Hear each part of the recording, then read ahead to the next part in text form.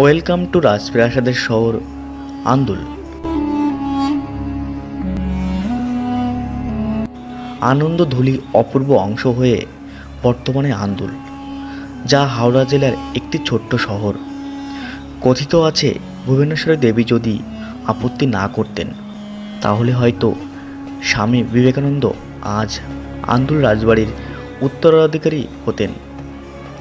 এই রাজবাড়ির প্রতিষ্ঠাতা হল রাজা রাজনারায়ণ রায়বাহাদুর।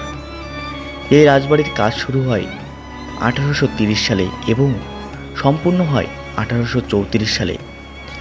বাড়ির সম্মুখে রয়েছে 50 ফুট উঁচু দেড়ে স্থাপত্যের অনুকরণে 10টি বিশাল পিলার। এই রাজবাড়ির মাঝখানে রয়েছে নাচঘর। এই রাজবাড়িতে অনেক সিনেমা শুটিংও হয়েছে। তার মধ্যে উল্লেখযোগ্য হল সাহেব বিবি গোলাম। আন্দুল রাজবাড়ির ইতিহাস বলতে হলে পিছিয়ে যেতে হবে সেই ব্রিটিশ ইস্ট ইন্ডিয়া কোম্পানির আমলে।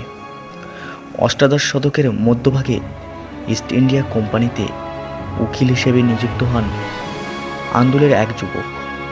পরবর্তীকালে তার পোস্টিং হয় মুর্শিদাবাদে।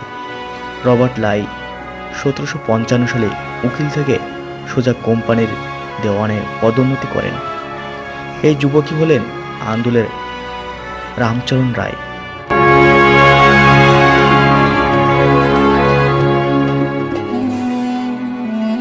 পলাশির যুদ্ধে সিরাজের পতনের পরে সিরাজের কোষাগারের সমস্ত অর্থ কোম্পানির আদেশে এই রামচরণ রায় সরস্বতী নদীমার পথ নিয়ে আসেন আন্দুলে। তখনও কিন্তু তিনি রাজা হননি। 1766 সালে লর্ড ক্লাইভের সুপারিশে দ্বিতীয় শাহ আলম রামচরণ রায়ের জ্যেষ্ঠ পুত্র রামলোচন রায়কে রাজা হিসেবে উপাধি দেন। তারপর সরস্বতী নদী দিয়ে গড়িয়ে যায় অনেক জল। 1844 সালে মহারাজ রাজনারায়ণ রায়বাহাদুর এই অন্নপূর্ণা মন্দিরটি স্থাপন করেন। একটা সময় এই কামান থেকে ফায়ার করে শুরু হতো আন্দুলের দুর্গাপুজো।